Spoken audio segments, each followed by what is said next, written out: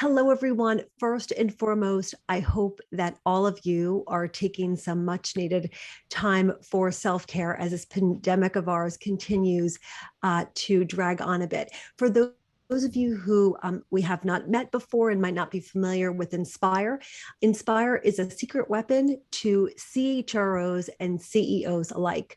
We help organizations in one of three ways. We do interim work where we will literally parachute in and help out, whether it's a parental leave that's open or a tough to fill spot where we can go in and fill that role, or perhaps build HR from scratch. Secondly, we help with doing assessments and strategic projects, kind of helping lean teams get work done. And thirdly, doing training and coaching, both of leaders and employees or HR teams to help them increase performance. We're a team of 35 and growing HR experts across many states here in the US. And just if anyone out there finds themselves looking for fabulous part-time project work, we are always thrilled to talk to folks who, as we're growing, and are always excited to add on folks who do HRBP work and DEIB work and compensation and talent acquisition as we continue to grow. So feel free to reach out if you want to chat. We work with Fortune 500s and startups alike. And what we love to do is really gather this community, which we've been doing since the pandemic started, and we launched the Redesigning the Future of Work series. As we navigate this time as HR leaders and CEOs, business leaders, during this time for which there is no playbook. What we'd love to tackle today as a group is very much the topic of culture. We very much find that as the pandemic drags on, we are feeling what is called the Great Resignation.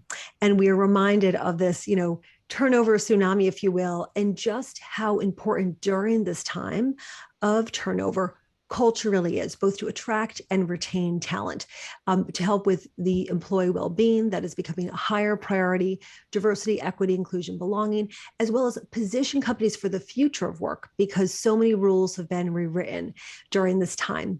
So on that topic of strengthening culture, I'm thrilled and honored to introduce three leading HR experts who can definitely share wisdom. Pamela Sinclair, the Corporate Vice President and Global Head of HR at PGIM, which is the global investment management business of Prudential Financial. Rose Galley, who's a partner in Heidrick & Struggles Costa Mesa office and global managing partner of Sean Delaney, which is a Heidrick & Struggles company. And Samantha Singh, one of Inspire's very own HR experts who specializes in diversity, equity, inclusion, and belonging. Pamela, Rose, Sam, welcome. So thrilled that you are here. And let's go ahead and dive right in. So I'd love to start by spotlighting examples of companies that are crushing it, inclusive companies, inclusive leadership that you've experienced or witnessed, and give some shout outs to companies or leaders that you feel are doing a particularly stellar job at promoting strong culture during these times. Sam, let's start with you. Sure. Thanks so much, Jamie. Thank you so much for inviting me today. So I will start with calling out a company that I think really deserves the recognition. So Nike actually gave its head office employees 1 week off in August to support their mental health. This sent a really strong message to employees that there is so much importance to unwind, to de-stress, and to spend time with their loved ones. So I think companies like Nike are being pioneers by prioritizing and acknowledging that rest and rejuvenation are critical to creative thinking and being your best self. I think Amazon and LinkedIn follow as well, where they're offering so much more flexibility to their employees and sort of offering that hybrid option as more of our offices are opening. So that's what I wanted to start with. And then I want to talk a bit about inclusive leadership. What exactly does that mean? It doesn't necessarily mean these sort of occasional grand gestures. It's really about those regular, everyday actions and behaviors that we see from our leaders. So there's very simple tactics that can be incorporated into everyday norms of the workplace. So much of being an inclusive leader is leading with authenticity and empathy. we have always known empathy to be a critical skill for leaders, but I think now it's taken on a whole new meaning given the effects of the pandemic on all of us as humans. Sure. And I think so much of, in a recent article from Forbes titled The New Meaning of CEO, Chief Empathy Officer, the author talks about 4 ways leaders can demonstrate empathy. And one that really stood out to me was acknowledging the human factor. So if you've worked with me in the past, you have probably heard me say, we are all human first. And I think that that really opens the door for understanding and compassion. And Absolutely. Chief Empathy Officer. I love that, Sam. Chief Empathy Officer. I love it. exactly. So I think, how do we put our empathy to work? It's very simple. By putting yourself in someone else's shoes, listening to understand where they're coming from versus listening to offer a solution or listening to relate. Really try to understand where that person is coming from. Everyone shows their love and support in different ways. And by simply asking someone, how would you best like me to support you? What is it that you need? Just goes such a long way. That's In fabulous. meetings, yep, sending an agenda ahead of time, sending the meeting materials ahead of time to give everyone a time to process and to absorb the material so that they can feel like they're prepared. And then also giving a heads up to employees when you are going to seek out their ideas instead of putting them on the spot. So these are things that we can implement fairly quickly in Sure. our everyday, interactions. I love it, Sam. Thank you. I'm Chief Empathy Officer. Excuse me. That's fantastic. And what we always love to do when folks join us, excuse me, is have them very much leave with a couple of quick hits, things that they can very much apply right when they go back to their inbox. And I've already jotted down 2 of them. Rose, thoughts from you? I know Sure. that you have literally Yeah. you've dove into this topic quite a bit.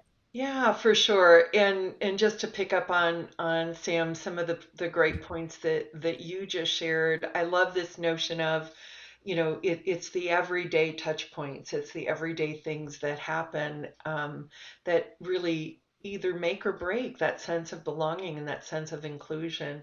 I've just a few shout outs. First of all, just to acknowledge in the chat the shout out for PwC's sort of widespread policy around enabling all employees to go virtual. I think these are the building of rhythms, of new ways of working that I think also support inclusion.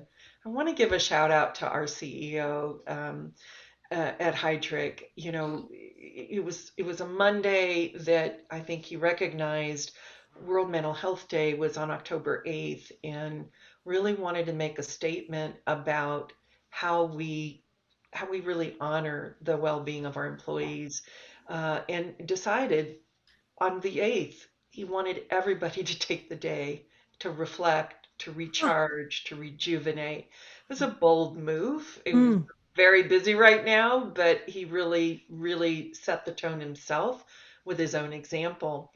And then to create, kind of weave into the rhythms, we've actually initiated some global meditation sessions in the last few weeks. mm, Everybody received a download of calm so that we mm, could kind of take those moments, as we did, Jamie, before we got started, to catch a breath, and just making sure that those resources are available and become mhm. part of the fabric of where we are. I think some other shout outs that are worthy recognitions in the financial services industry, and Pamela, I mean, you see it and live it every single day in your world at Prudential.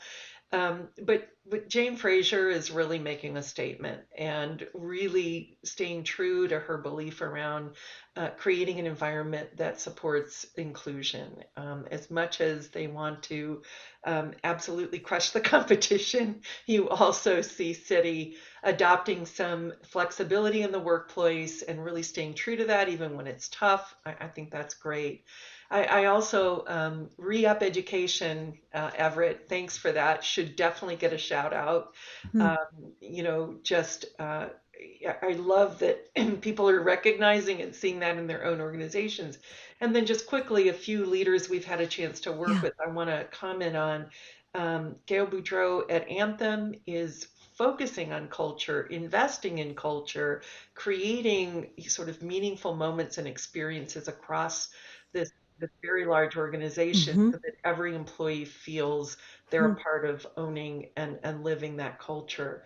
Um, Julian Minenberg at Helen of Troy is talking about creating meaningful ways for people to interact on the days that they come into office, creating a nice hybrid balance so people can be home, working with Lisa Kidd, his CHRO, making sure that these things are part of the fabric and hardwired into how people operate.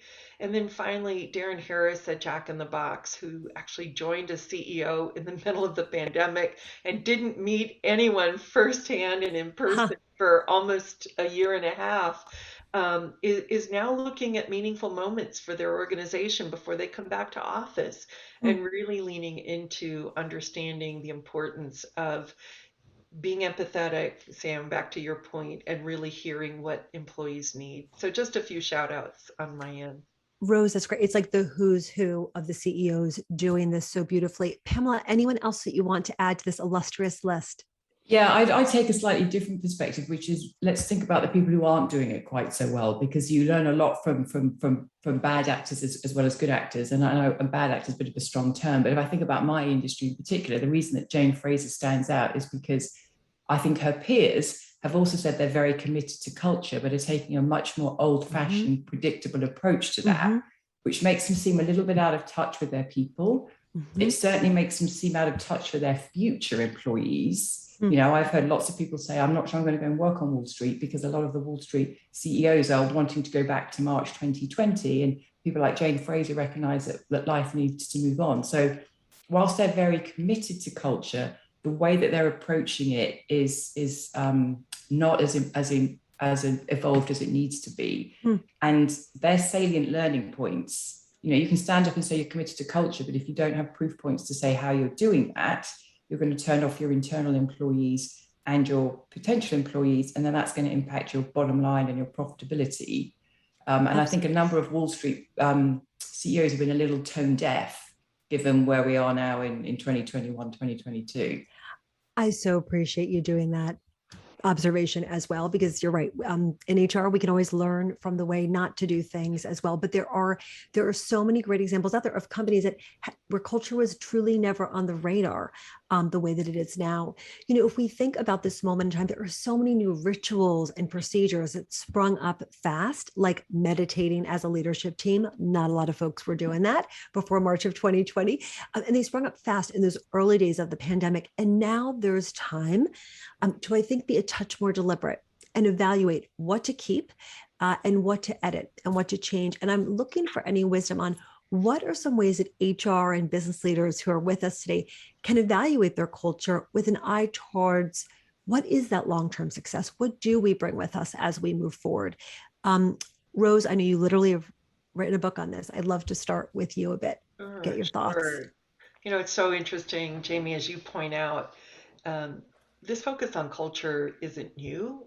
Organizations were thinking about that before the pandemic. But one of the things that we saw front and center is humanity come to the fore in our leaders, particularly over, you know, the height of the pandemic, you know, last summer, last fall in particular. And, you know, I want to bring us back to where we were and where we're going, but bear in mind that humanity first and foremost coming through is important.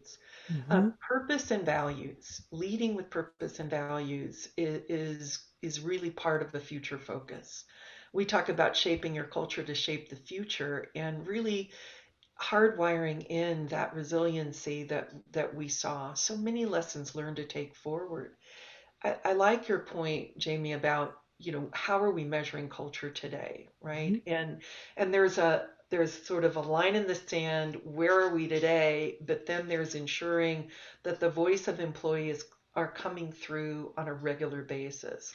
So, you know, a lot of people are using surveys. I think that's meaningful. Just bear in mind what you're going to do with the data. How is it going to inform your actions going forward? The survey alone isn't the end of the process. It's only the beginning.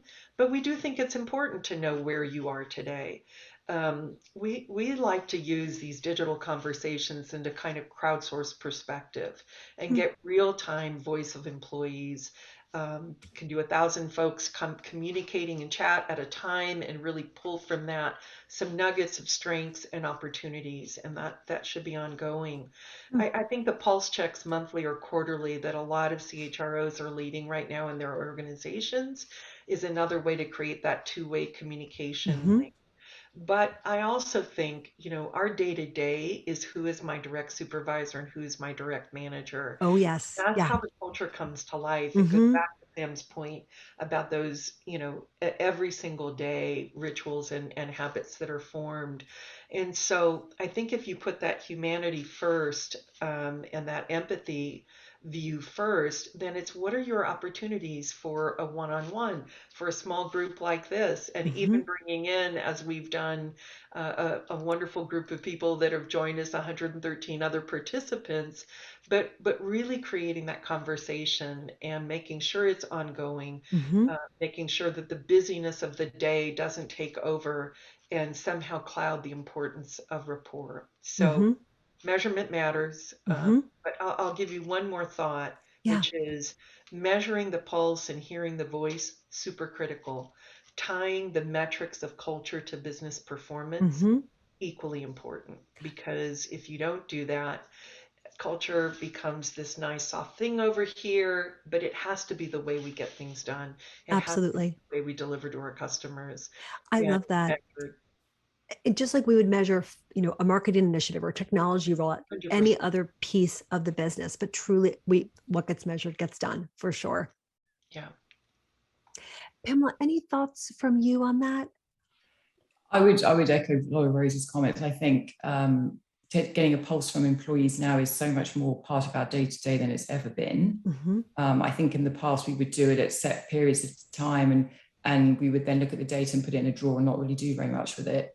I think now it's become an integral part of the way that we manage, and I'd like to see that ritual, to use your words, continue. I also think the idea of the manager being at the center of the relationship has become so important, because quite often in the version of the working environment, the only person that you really speak to on a regular basis is your manager. And if you think about being in the office, you probably spoke to your manager once every week, maybe, or once a couple of times a week, and you spoke to your co-workers all day, every day.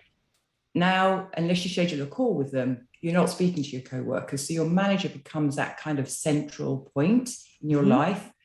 And some of the things I'd like us to see continuing to do is encourage managers to continue building those relationships with their employees, not just have a transactional relationship, but have a much more personal relationship. And I think we need to get better, and I know we'll talk about this a bit later, but I think we need to get better at supporting managers and leaders at building those relationships and building those empathetic skills that Sam was referring to, because they are the linchpin of an organization, and it's your relationship with your leader that makes you decide whether you're staying or going.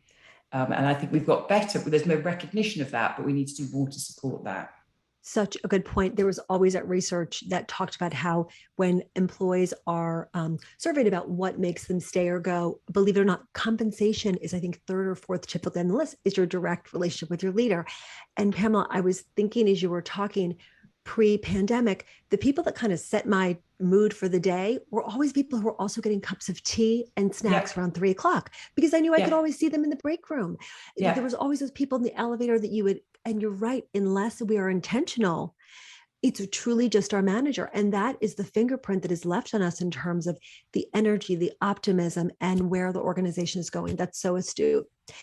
Jamie, Rita just asked a question. I thought I'd jump in, and it relates right to what you were just saying. Rita, I think, frankly, retention is huge, right? This is the moment where that is the test every single day. And the headlines, not so helpful. The great resignation, everybody's leaving.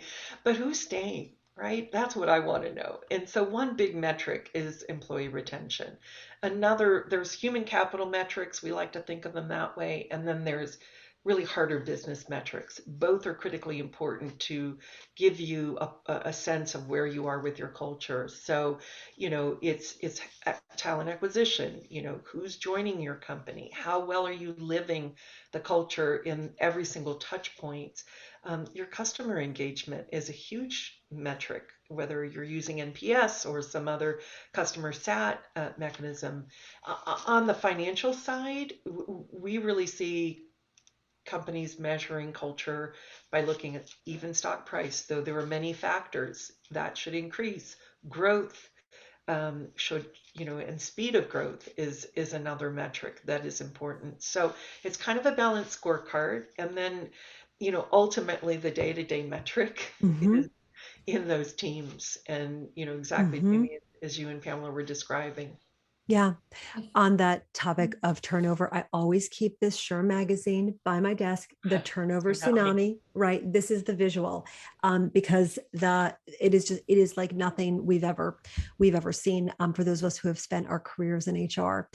So Jamie, oh, please. Sorry, if I could add one more thing Please. there. When I heard metrics and I thought, Rose mentioned, what keeps you here? Why are our employees sticking around? Recently, we recommended to a client to conduct state interviews, and to really, this is so key, because it's like, we have our employee base. I want to understand a bit more of how you're feeling. What is it that keeps you here? What is it that, what is it that you value the most? In interviews that I've done with executives and senior leaders, one of the first questions I always ask is, what keeps you here? And those insights that are gained through these interviews not only help to inform the process to go forward, but also to, give a chance for employees to express themselves and for us to understand how they're feeling.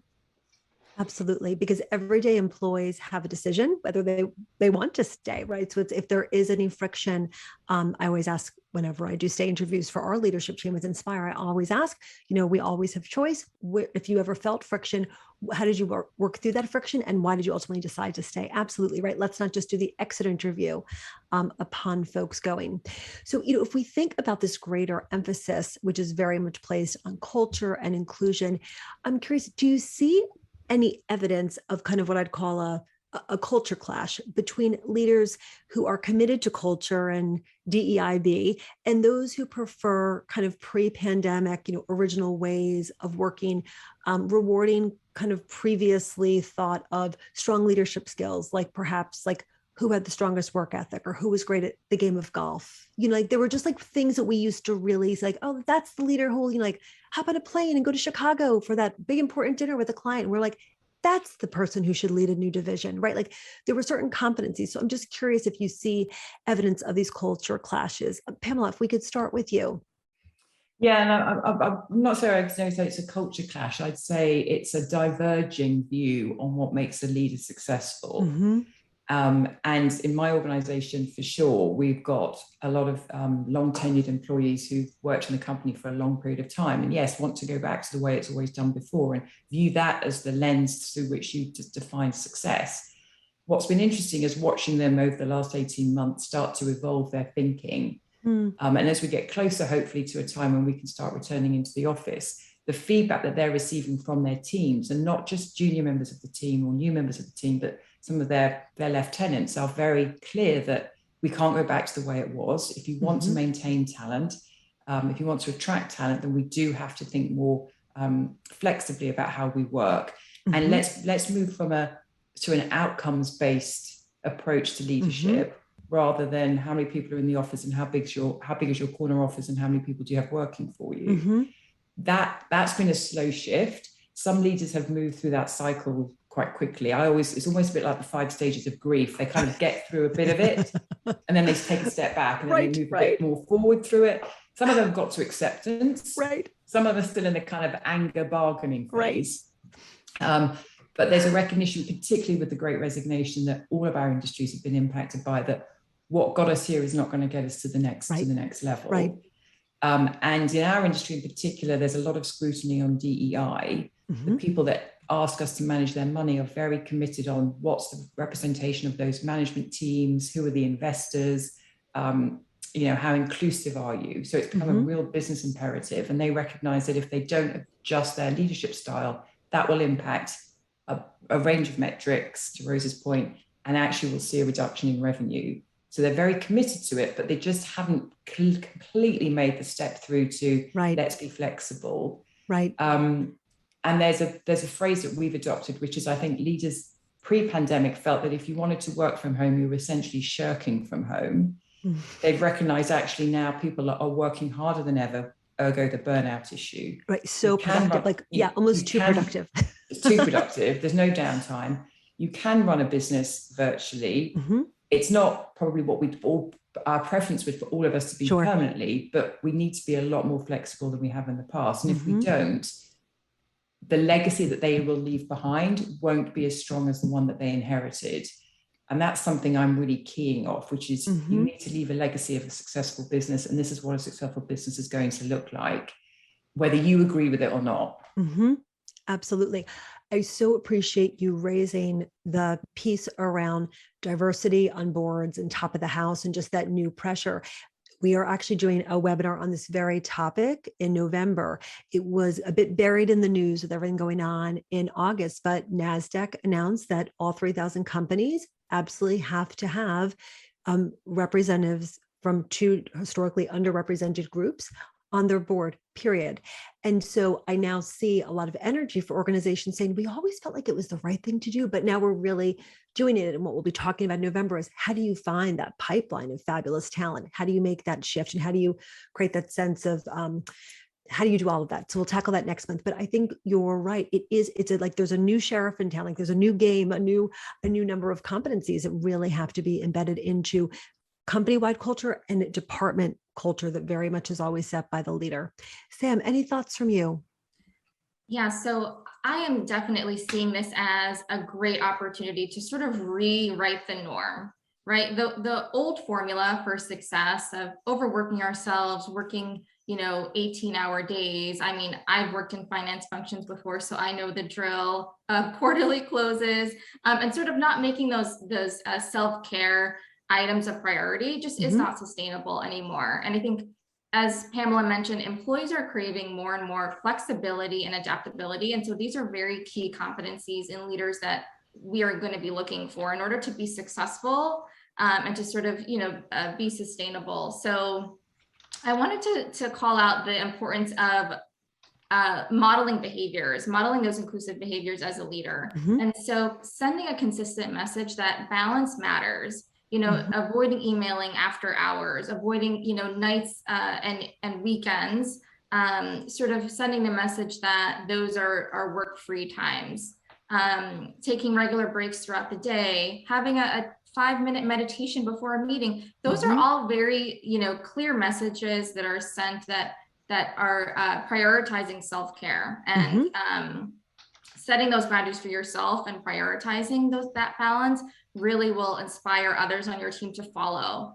I wanted to mention KPMG recently introduced some new policies and procedures to prevent remote work fatigue, which I thought was so great that they did this. Very simple things that they incorporated into their workforce. So one was heads down time. The firm blocked off 3.5 hours every Wednesday to focus exclusively on work and discourage non-essential meetings during that time. They have camera-free Fridays where they encourage voice-only meetings on Fridays, trying to create a more relaxed transition into the weekend. And Beautiful. Then in order to curb back-to-back meetings and make more work time available during the day, they changed the regular 30 and 60-minute blocks to 25 and 50 minutes. Brilliant. So it's these sort of small steps that make such a large impact and really demonstrate KPMG's commitment to creating environments that are more inclusive, more mindful that we are all human and that it is very challenging to get your work done during the day when you are in meetings that take up your energy and your time. So, these things can be incorporated into your team, right? It doesn't necessarily have to be a company-wide initiative. We can just start slowly with our teams. Yep. On a micro level. Yep. Just great. And I see that those actions are in the chat. So again, thank you, Sam. You are a treasure trove of knowledge for all of our clients. This is fantastic that we're sharing it with folks. I'd love to hear from all of you. If we're going to pop up a poll in just a moment, we'd love to get a pulse check on with everything on HR leaders' plates being suddenly elevated to mission critical. We'd love to know where culture fits on your company's radar and if it's prioritized. So truly, has culture become a higher or lower priority at your company since the start of the pandemic? So curious to see the responses that we're getting here. And it's interesting, if we think about that mindset shift, there's so much kind of zooming that's happening. And Sam, you touched on this. You're like, but pre-pandemic, at least you'd have that nanosecond, from one meeting to the next to kind of do a bio break or catch your breath or get that cup of tea and snacks at 3 o'clock. And now productivity is sky high, but it is, we have to be very intentional about that self-care. So this is interesting. We're seeing that 78% of people are saying that culture is now a higher priority than it ever was. Fascinating. So when we think about, what I'd love to share, what are some of the most effective ways, again, best and brightest ideas I love to share, what are some of the most effective ways that leaders are building relationships with their teams over Zoom?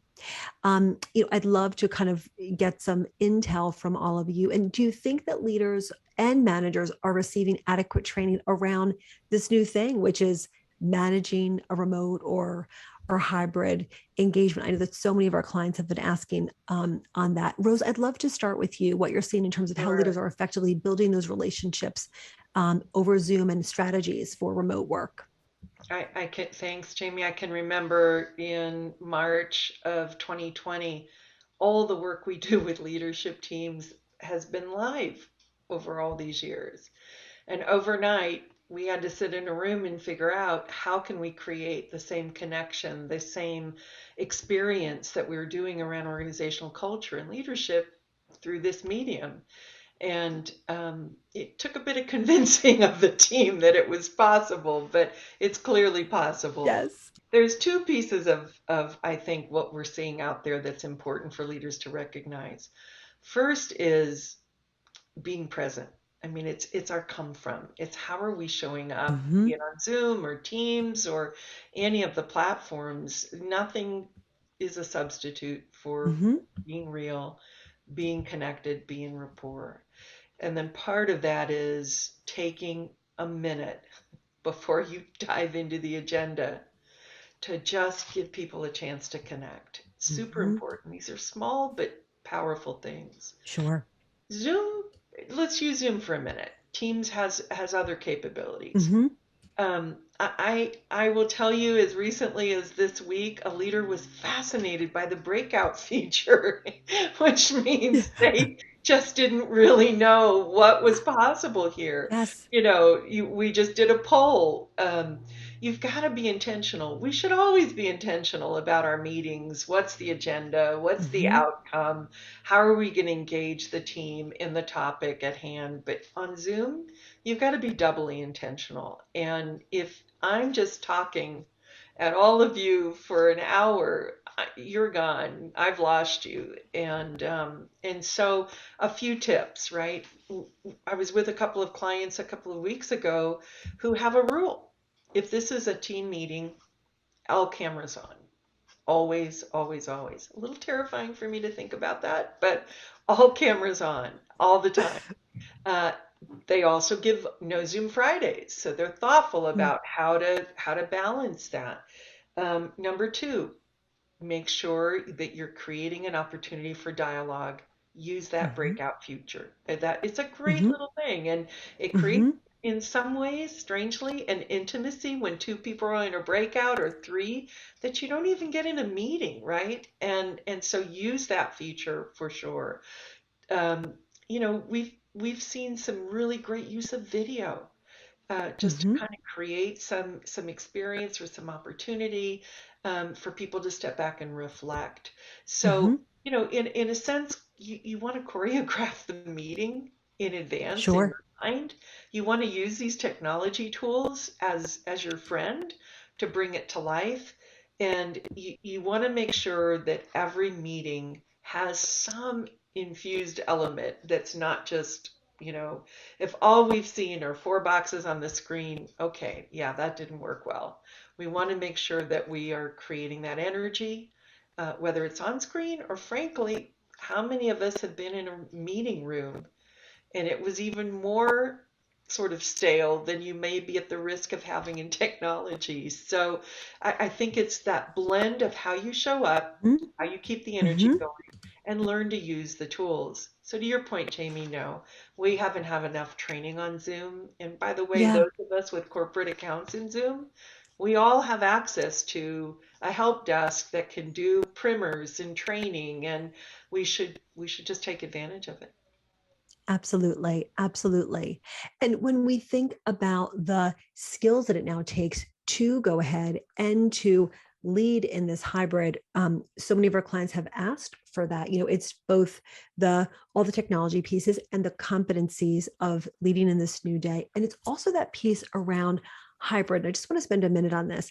So many organizations had a playbook where they were going back Labor Day weekend, and everyone was kind of holding their breath. And then with the rise of Delta, which is a beast, that timeline has been edited, and many of our clients are now targeting Jan 1 with a backup plan that it would be more post the typical flu season in that March timeframe, which y'all puts us at 2 years. So I think rather than what we're always saying to clients is, rather than truly holding your breath for when you can all be in person, really just get on the bus, that we are going to probably have some version of hybrid for the next patch of time, and really invest in how to train leaders to do things that are intentional, like know that you're always going to have someone at home. And it's not just going to be that awkward big Star Trek phone at the center of the table. It's going to be like just with like that one person who's homesick because her child is sick, but there will always be a component. So with that, what you very much want to do is have an intention where the technology is set up,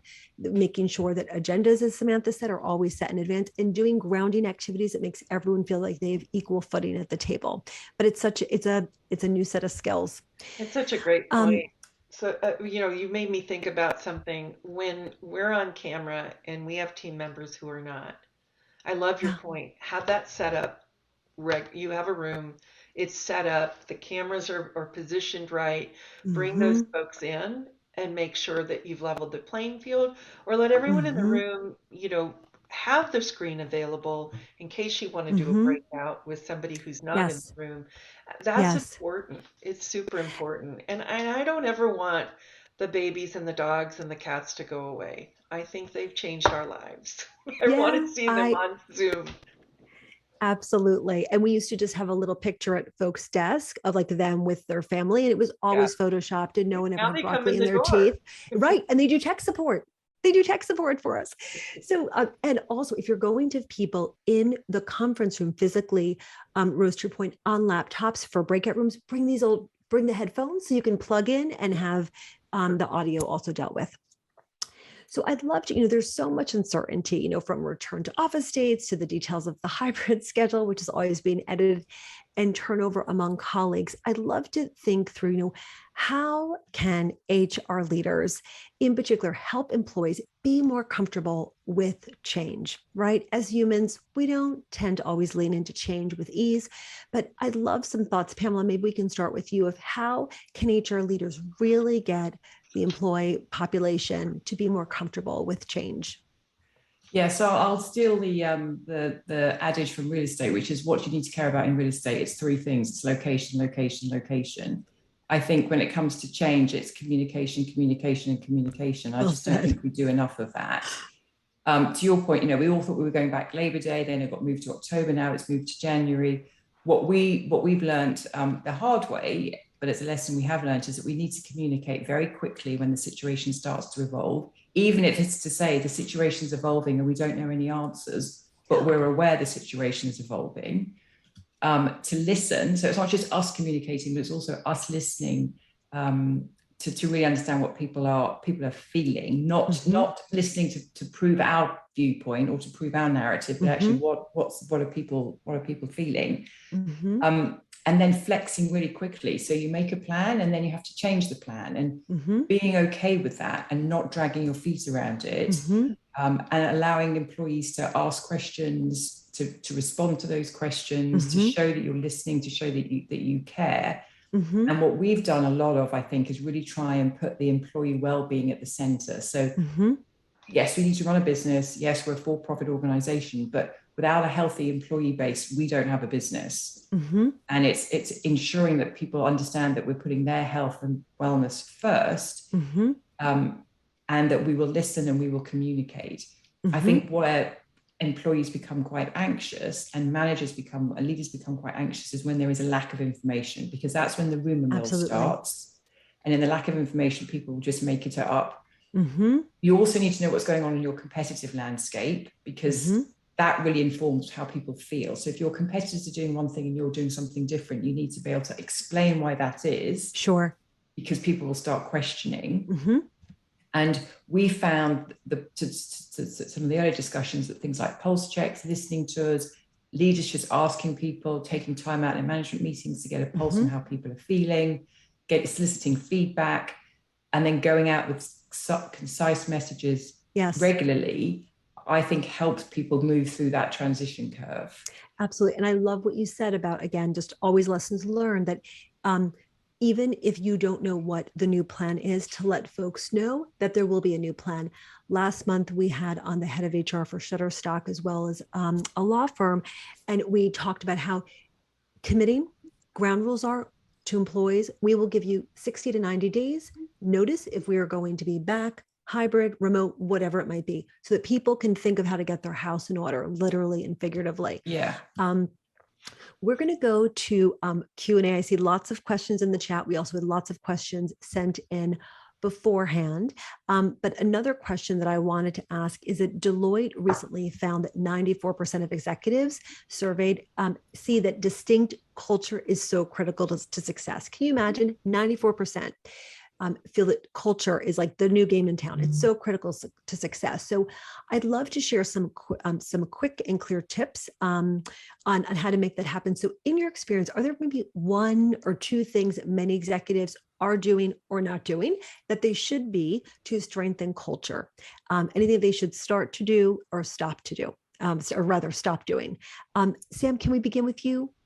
Yeah, sure. I really love this question because I have worked with many executives on many projects, and it's just been a pleasure learning from them and the way that they think. And so I think one thing I wanted to mention was with making decisions, it's really crucial to seek out perspectives from others on your team and sort of be intentional about inviting your team to give feedback about a decision and creating that sort of regular platform and structure to do so. So I have done this exercise in many inclusive leadership training sessions where we ask participants to think of a decision they're making, and then two others will list out reasons why they agree with that decision and then reasons why they disagree. And this not only invites different perspectives into the room, but it sort of gives you a chance to have an aha moment of, I hadn't even thought about that. And it sort of, opens up those blind spots that may exist that you may not be considering.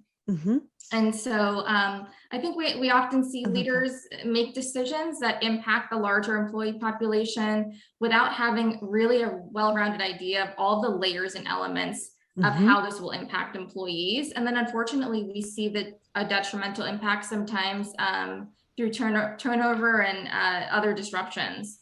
So I think that the decision-making is really key. And then Pamela mentioned something really interesting about surveys. So sometimes we, as a way to sort of hear from employees, we'll do an annual survey and then sort of put it in a drawer somewhere, and we don't really address it. Right. So creating platforms where employees can voice how they're feeling and what their experience has been like not only makes them feel like they can build trust, but that they are feeling like they're heard.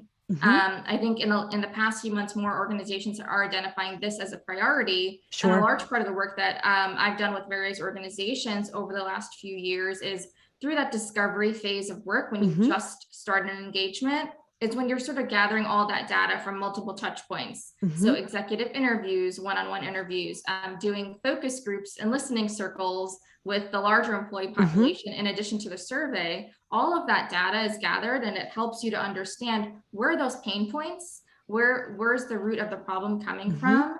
And again, uncovering some of those blind spots that executives and leaders may not be attuned to. Mhm. So making that a priority to just sort of hear from the employee population and providing those multiple platforms to do so. Absolutely. And I love just the layered approach.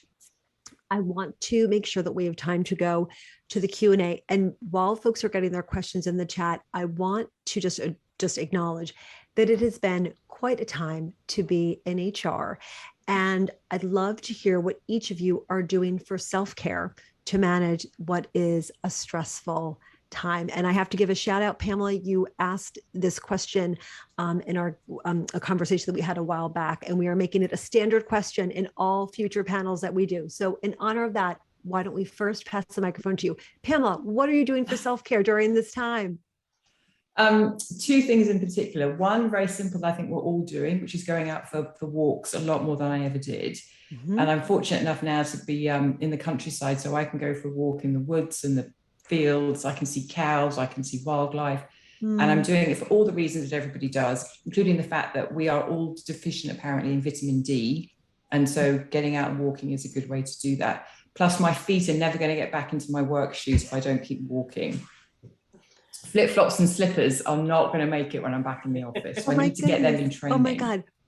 Or the Uggs. Uggs Or with Uggs, fleece lining. Yes, yeah. Absolutely. I love it. Walks in the countryside. And the second thing is doing a lot more horseback riding. So I used to ride once a week or once every couple of weeks. Now I'm riding 2 to 3 times a week. And beautiful.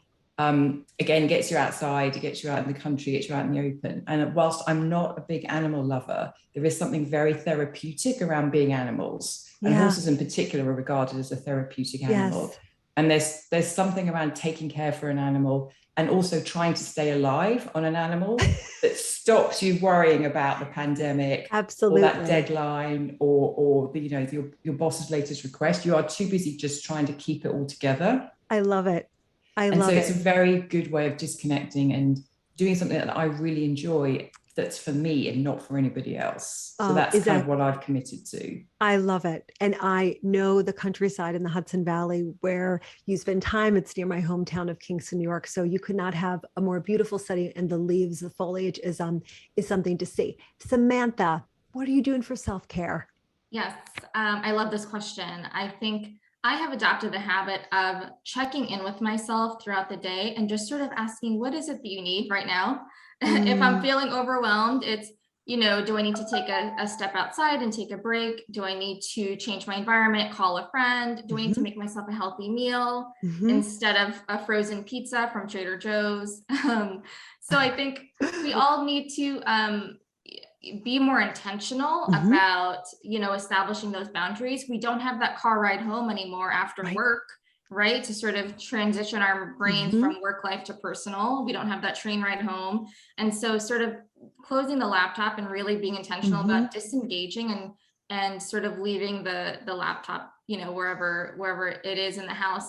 I actually learned a lot from a meditation coach that I worked with at a previous company. Her name is Christina DeFore. She works with organizations to help them learn more about energy management and mindfulness. She would do one-on-one coaching sessions with us and group meditation sessions. And it was such an amazing experience to really learn how to sort of take advantage and empower myself and adopt those habits into my everyday life. So many organizations offer these resources. So if they do, I encourage everyone to seek them out and take advantage of them.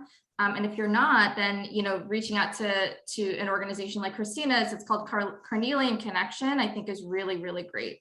Fantastic. I know, Samantha, you and I are always trading self-care tips, and you introduced me to the 5-minute gratitude journal, which I do each morning. So thank you to you for that.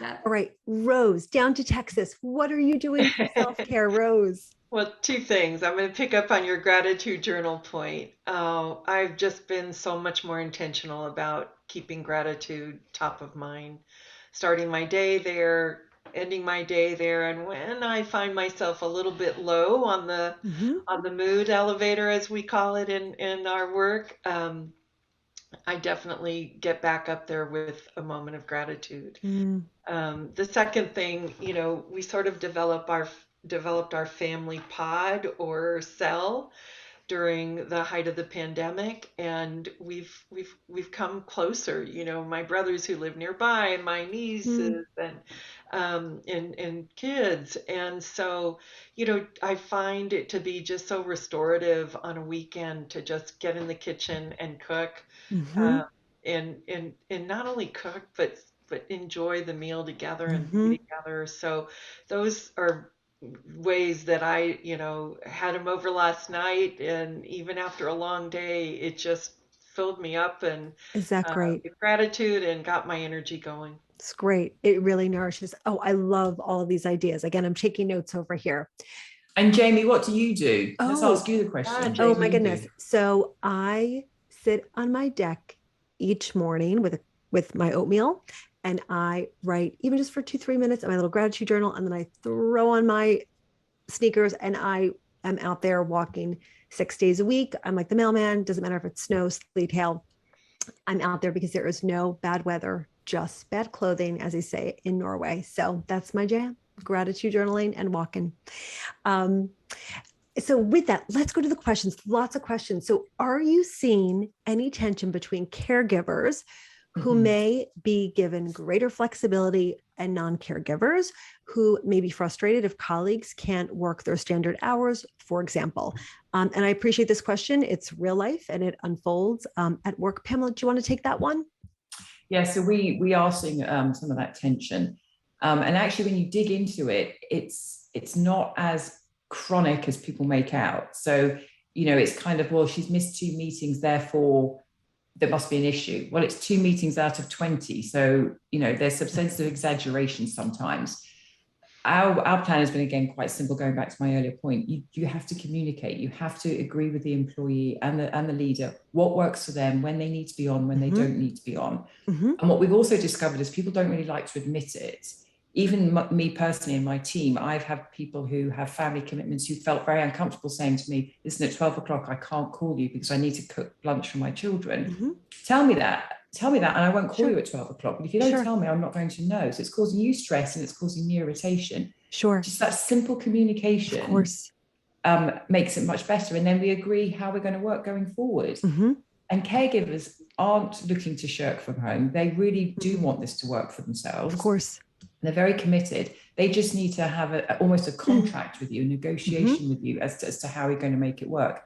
And I think that has been missing. People have made lots of assumptions. They don't want to talk about it. They feel uncomfortable talking about it. People feel uncomfortable asking. In fact, we're running some modules around returning to office. One of those modules is, how do you ask your leader for what you need in a way that's constructive, and teaches you some negotiation techniques, because that's what I think people need to do. And everybody, and I always say to people, assume positive intent. Don't assume people are coming in or working to get things wrong or to not do their job. They want to do their job. You just have to help them. And meet people where they are. Always. And how Samantha had said she will check in with herself a few times during the day saying, what do I need to do? It's like, just to know, like, you can also have those conversations with your team. What do you need from me? We should all take that as a takeaway. Next, how can we be fair and equitable for those who are vaccinated and those who are unvaccinated? And Rose, if you don't mind taking this one, I just want to acknowledge, I know that this can also be a politically charged question, but as we discussed last week with our friends from the law firm, this is just the reality of doing business these days. And as an HR person, you were taught to never ask anything medical or personal ever. Like, you'd get an allergic reaction as an HR person if you ever cross that line. So I just want to acknowledge this is a funky one, but this is the moment in time that we find ourselves in. So Rose, any thoughts on that? Yeah, no, it's so difficult. And, you know, some organizations have had to mandate because of federal guidelines. You know, I'm hearing this discussion every single day.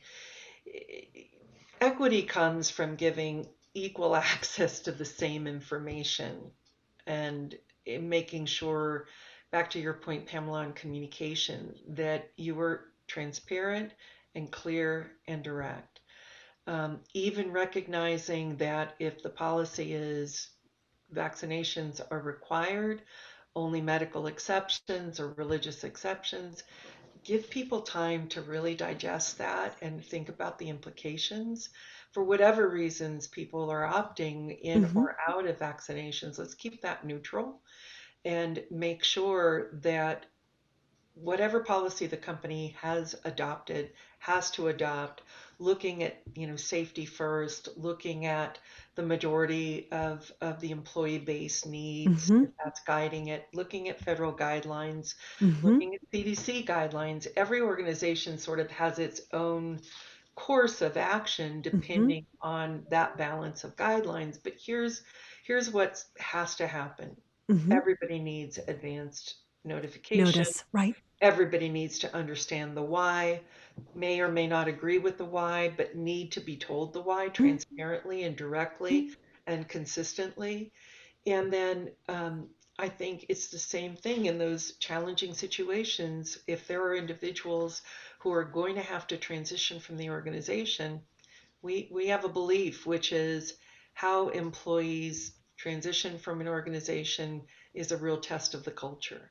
So if at the end of the day, individuals who perhaps for their own personal reasons have chosen not to get vaccinated and the company for its reasons, regulatory Mhm. or otherwise, has made that call, how are we going to support those employees Mhm. who may not stay with the company? Mhm. Um, I think there's no easy answer here, Yeah. but transparency, Mhm. honesty, and empathy are really critical.